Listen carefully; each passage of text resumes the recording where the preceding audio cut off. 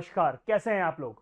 आज की इंफॉर्मेशन 2025 के उन सभी बच्चों के लिए इंपॉर्टेंट है जो कि सीयूईटी का फॉर्म इस बार भरने वाले हैं। दोस्तों, सीयूईटी का फॉर्म आपके लिए रिलीज हो चुका है, सारी एडवाइजरी रिलीज हो चुकी हैं। अब आपका समय आ गया है कि सीयूईटी के फॉर्म को डिटेल में भरें, अच्छे से भरें और कैसे भरना है ये अच्छे से देखें, क्योंकि लास्ट ईयर भी बहुत सारे बच्चों ने बहुत सारी गलतियां करी थी। एनटीए ने इस बार भी आपको चमका दिया था जब आपके आईआईटी जेईई के फॉर्म भरे गए थे। शुरुआत के 12-15 दिन तो लाखों एप्लीकेशन रिजेक्ट कर दी गई, क्योंकि सीबीएसई ने या फिर एनटीए ने जो एडवाइजरी जारी करी वो पहले से अलग थी, पहले से बहुत अलग थी इनफैक्ट। क्योंकि आपके जो कुछ सर्टिफिकेट्स थे, कुछ डॉक्यूमेंट्स थे, पहले वो नहीं मांगते थे, इस बार मांग लिए, इसलिए लाखों लाखों लाखों एप्लीकेशन रिजेक्ट कर दी गई। बच्चे बहुत परेशान हुए और एग्जाम टाइम पर ये केओस लिटरली बहुत परेशान करता है। इसलिए आज का ये वीडियो बहुत ध्यान से देखिएगा, हर एक स्टेप मैंने यहां पर समझाई है। ये है आपकी एनटीए नेशनल टेस्टिंग एजेंसी की पूरी वेबसाइट।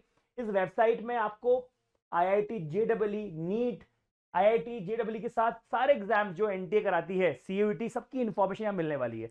इसलिए मैं हमेशा बच्चों से बोलता हूं कि भाई, जंग में उतरने से पहले अपने तलवार को, अपने हथियार को पैना कर लिया करो, शापन कर लिया करो, ताकि आपको वहां पर जंग में उतरने के बाद ये ना लगे कि भाई मैं आ तो गया हूं, मेरे को पता है नहीं कुछ।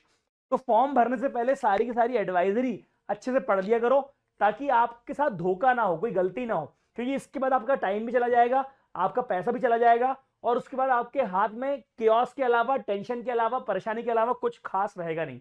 ठीक है, तो इसलिए थोड़ा सा ध्यान से मेरी बात सुनिएगा, बहुत इंपॉर्टेंट ये आपके लिए वीडियो होने वाला है।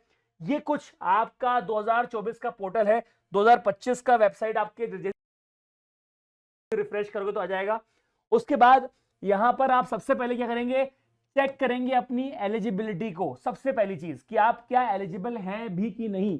12th on going, 12th pass out बच्चे के लिए ये पोर्टल खुलता है ना। ऑफिशियल सीयूटी वेबसाइट पर अपनी एलिजिबिलिटी क्राइटेरिया इंश्योर करिए कि आप सारी रिक्वायरमेंट जो है कोर्स की वो पूरी कर रहे हैं, क्योंकि यहां पर थोड़ा सा क्या है ना, आपको रिसर्च करना पड़ता है। अगर आपको सही कॉलेज उठाना है तो आपको रिसर्च का भी काम करना पड़ता है कि भाई कौन से कॉलेज में, कौन सी यूनिवर्सिटी में, कौन सी ब्रांच आपको चाहिए, कौन सा कोर्स आपको अप्लाई करना है, ये सारी रिसर्च आपको पहले करनी पड़ती है। उस हिसाब से आप डोमेन अपना सिलेक्ट करते हैं। उसके बाद जब मैं आगे जाता हूं तो आपको रजिस्ट्रेशन स्टार्ट करने के लिए, आपको पता ही होगा कि अभी नया पूरा का पूरा पोर्टल बना हुआ है 2025 के लिए। तो आपको ऑफिशियल वेबसाइट पर जाना है। सीयूटी की ऑफिशियल वेबसाइट का नाम जो है samarth.ac.in है, मेरे ख्याल से आपको पता होगा। यहां पर आपको खुद को रजिस्टर करना है। न्यू कैंडिडेट रजिस्ट्रेशन पर जाएंगे, जहां पर अपनी बेसिक डिटेल्स आप फिल करेंगे, अपना नाम फिल करेंगे, डेट ऑफ बर्थ फिल करेंगे, ईमेल आईडी फिल करेंगे, मोबाइल नंबर फिल करेंगे और उसके बाद आपको एक अपने पूरे की पूरे क्रेडेंशियल्स क्रिएट करने हैं। उसको थोड़ा सा स्ट्रांगली क्रिएट करिएगा, उसमें थोड़ा सा आपको पता रहना चाहिए। मैं हमेशा बोलता हूं कि जो अपने क्रेडेंशियल्स वगैरह हैं, जो अपने पासवर्ड्स वगैरह हैं, वो कहीं पर दीवार पे लिख दो। जहां पे कंप्यूटर रखा हुआ है आपका, जहां पे आपका लैपटॉप रखा हुआ है, वहां पर एक वॉल रखो। घर में तो है ही आपका, तो वॉल पे क्या करो, आप अपने क्रेडेंशियल्स लिख के रखा करो। समझ रहे हो आप। अपना पेन से लिख दो, वॉल पे आप पेन से लिख दो, कोई दिक्कत नहीं है, पेंसिल से लिख दो, कोई दिक्कत नहीं है ना। वैसे भी आपके क्रेडेंशियल आपके पेरेंट्स से यूज करेंगे तो कुछ बहुत बड़ा नुकसान आपका होना नहीं है। तो ये कुछ इंपॉर्टेंट पासवर्ड होते हैं, रजिस्ट्रेशन नंबर होता है, आपकी एडमिट कार्ड की जो फोटोकॉपी होती है वो उसी वॉल पे चिपकाते जाओ। समझ रहे हो मेरी बात। ये मिस हो जाता है, कई बार मिस हो जाता है तो बहुत दिक्कत होती है चीजों के साथ, ठीक है ना। अब इसको आप अपना नोट डाउन कर लो, एप्लीकेशन नंबर को, फ्यूचर रेफरेंस के लिए, क्योंकि यही एप्लीकेशन नंबर आपका थ्रू आउट काम होने वाला है। अपना कॉन्टैक्ट इंफॉर्मेशन वेरीफाई कर लो। कोई अगर कोई अपडेट हुई है, कोई चीज, कोई ईमेल आईडी आपका अपडेट हुआ है तो उसको भी वेरीफाई कर लो, है ना। और ओटीपी द्वारा ये आपका वेरीफाई हो जाएगा। आगे बात करते हैं स्टेप 3। अपना एप्लीकेशन फॉर्म फिल करो using your credentials. Personal detail रहेगी उसमें, पेरेंट्स नेम रहेगा, जेंडर रहेगा, नेशनलिटी रहेगी, एक्सेट्रा। साइंस वाले बच्चों को तो झटका लग चुका है, उन लोगों ने अपने आधार कार्ड वगैरह सब सही करवा लिया है जब उसको आईआईटी की मार पड़ी थी तो। लेकिन हो सकता है कि कॉमर्स वाले बच्चे अभी भी, ह्यूमैनिटीज वाले बच्चे अभी भी वो क्रेडेंशियल्स, वो जो इंफॉर्मेशन है आधार कार्ड की, आपके आईडी कार्ड की, आपकी मार्कशीट की, हो सकता है कि अभी भी उन्हें सही ना कराई हो, तो उसको पहले सही करवा लें। 10th क्लास में अगर कोई भी इंफॉर्मेशन, अगर उनके पेरेंट्स की, अगर नाम की, आपके नाम की कुछ भी इधर उधर है तो उसको सही करवा लें, बहुत ज्यादा दिक्कत आने वाली है आपको नियर फ्यूचर में। एग्जाम डिटेल्स क्या है, अपना डिजायर्ड कोर्स पहले सिलेक्ट करें, उसके बाद university, choose the test paper code and subject, पहले लिस्ट बना के रख लें अपने सब्जेक्ट की, जिस जिस डोमेन में आपको टेस्ट देना है उसकी लिस्ट बना के रख लें पहले से, और उसके बाद वहां पे सिलेक्ट कर लें। उसके बाद एग्जाम सेंटर के प्रेफरेंस आप बहुत ही वाइजली अपने पापा के साथ बैठ के सिलेक्ट कर लें, राइट। कुछ काम पेरेंट्स के साथ बैठ के डिस्कशन करके करना चाहिए। Select your preference exam cities, right, ये भी कर ले ताकि पता रहे आपको कौन सा क्या डिस्टेंस है, किसका क्या डिस्टेंस है, कम कहां पे आप कंफर्टेबली पहुंच सकते हैं। प्रेफरेंस 1, प्रेफरेंस 2, प्रेफरेंस 3, इस तरह से भर लें। स्टेप नंबर 4 रहेगा कि अपनी अपलोड करें सारे रिक्वायर्ड डॉक्यूमेंट, सबका एक प्रॉपर साफ सुथरी स्कैन्ड कॉपी बना लें।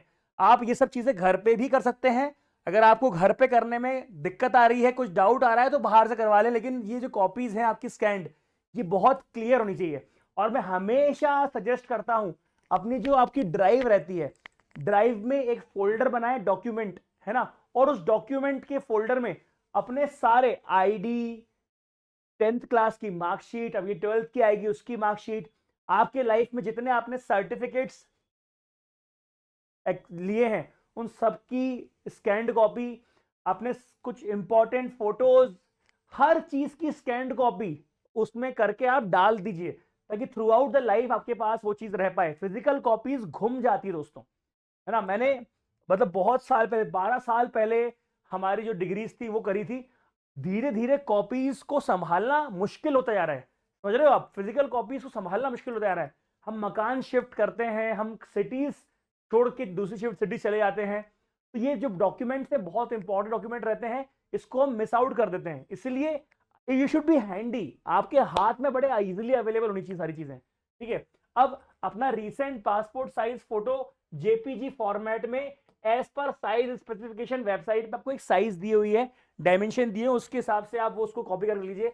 Scanned signature in JPG format, category certificate if applicable, PW certificate अगर आपको लगता है तो, ensure all the document adhere to specified size format guidelines, ठीक है। आपके एनटीए की हर बार लगभग गाइडलाइन सेम ही रहती है, तो उसके हिसाब से पूरे के पूरे डॉक्यूमेंट आप स्कैन करके किसी फोल्डर में रख लो, है ना। अब वहां पर जाकर आपको स्टेप 5 रहेगा, पेमेंट आपको यहाँ पे फीस करनी रहेगी। पेमेंट मेथड बहुत सारे दिए हुए हैं उसमें, credit card, debit card, net banking, UPI, बहुत सारे मेथड दिए हुए हैं। फीस अमाउंट चेक कर लीजिए कि यहाँ पर जो भी आपका फीस अमाउंट है अपने सिलेक्टेड कोर्स के अकॉर्डिंग, कैटेगरी के according, complete the payment and save the receipt. ये रिसिप्ट का प्रिंट आउट निकाल के फिर से अपनी दीवार पे चिपका लो। ये कुछ चीजें ऐसी हैं दीवार पे चिपका दो, at the end of March या अप्रैल आपकी उस दीवार पे 7-8 कॉपियां चिपकी होनी चाहिए सारी इंपॉर्टेंट डॉक्यूमेंट की, ठीक है। Double check all the enter details, दोबारा चेक कर लो, मम्मी के साथ बैठ जाओ, पापा के साथ बैठ जाओ, सारी इंफॉर्मेशन दोबारा चेक कर लो, कोई स्पेलिंग गलत तो नहीं है, कुछ गलत तो नहीं है, क्योंकि ये दोबारा से तांडव करने वाली है। फिर से एनटीए एक डेट घोषित करेगा बाद में जिसमें आप कुछ ना कुछ चेंजेस कर सकते हो। फिर से लफड़े हैं, कई बार चेंजेस होते हैं, कई बार इतना ज्यादा ट्रैफिक होता है चेंजेस नहीं होते, बहुत सारे लफड़े होते हैं, इसलिए उसको अवॉइड करने के लिए चेंजेस अभी से कर लो, है ना। Click on submit button, right.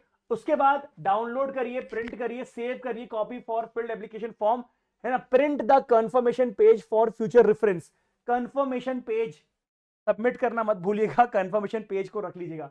कुछ टिप्स है आपके लिए, keep your document and payment method ready beforehand, fill out the form on a reliable internet connection, contact the CUET helpline if you face any issue। और बहुत important note है क्या कि आपको डेट सब पता होनी चाहिए, एप्लीकेशन डेडलाइन, करेक्शन विंडो, ये सारी डेट्स आपको पता होनी चाहिए। आप हमेशा इतनी आदत डाल लें कि समर्थ की वेबसाइट को और एनटीए की वेबसाइट को खोलकर चेक करने की हैबिट बनाए दोस्तों, सबसे इंपॉर्टेंट चीज है ये अगर आप मिस आउट कर देंगे, because it is not matter of joke, ये ऐसा नहीं है कि आज गलत कर दोगे तो कल से हो जाएगा, it will decide whole of your life. आगे वाले कौन से कॉलेज में आप पहुंचने वाले हो, किस तरह से एडमिशन लेने वाले हो, बहुत कुछ डिसाइड करता है ये फॉर्म। सीयूटी बहुत इंपॉर्टेंट चीज है।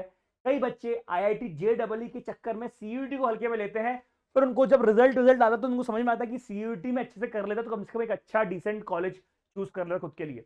इसलिए इस मोमेंट को लाइफ टाइम जो इंपॉर्टेंट मोमेंट्स होते हैं उनमें से एक मानिएगा, फॉर्म फिर अच्छे से करिएगा, ठीक है। कोई भी अगर आपको डाउट हो तो कमेंट में लिख दीजिए, I will solve all your doubts in comment section. Thank you very much. जय हिंद, जय भारत। वीडियो को दोबारा देखिएगा, इंपॉर्टेंट पॉइंट नोट कर लीजिएगा। God bless you.